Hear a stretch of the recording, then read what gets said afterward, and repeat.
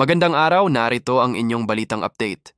Ngayon tumutok tayo sa Senado ng Pilipinas na nakatakdang magsagawa ng investigasyon kaugnay ng nakakagulat na revelasyon tungkol sa umano'y pekeng affidavit ni Orlego Tesa, isang kasong maaaring yumanig sa kredibilidad at politika sa pinakamataas na antas. Kagabi, naglabas ng matinding pahayag si attorney, espera isang notary public na mariing itinanggi ang anumang kinalaman sa pagnotaryo o paglagda sa affidavit na iniuugnay kay Orlego Tesa. Tinawag niyang peke ang pirma at mga detalye ng notaryo. Ang pagtangging ito ay nagbukas ng malalaking katanungan tungkol sa pagiging totoo ng affidavit at sa kredibilidad ng testimonya ni Gutesa.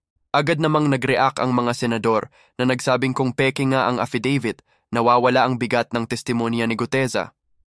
Kumpirmado ni Senador Ping Lacson na magsasagawa sila ng pagdinig upang muling ipatawag si Gutesa. Nais ng mga mambabatas na ipaliwanag niya kung bakit lumabas ang pangalan ng isang abogado sa affidavit na siya mismo ay tumangging may kinalaman. Sa kanyang naunang pahayag, idinawit ni Gutesa si dating House Speaker Martin Romualdez sa tinaguriang flood control fiasco. Bagaman unay may ilang bahagi ng kanyang pahayag na pinaniniwalaan, ang mga bagong kontradiksyon ay nagdulot ng pagdududa. Iginiit ng Senado na ang mga alegasyong ganito kabigat ay dapat suportado ng consistent at mapapatunayang ebidensya. Isa sa mga pinakakontrobersyal na bahagi ng testimonya ni Gutesa ay ang di umano inipaghahatid ng 70 hanggang 46 malalaking maleta. Kinuwestiyon ng mga eksperto at senador ang lohika nito. Para sa konteksto, kahit 20 maleta lamang sa isang naunang kaso ay kinailangan ng 7 van. Ang pahayag ni Gutesa na ang isa o dalawang sasakyan lamang ang nagdala ng hanggang 40 maleta ay tinawag na hindi ka panipaniwala.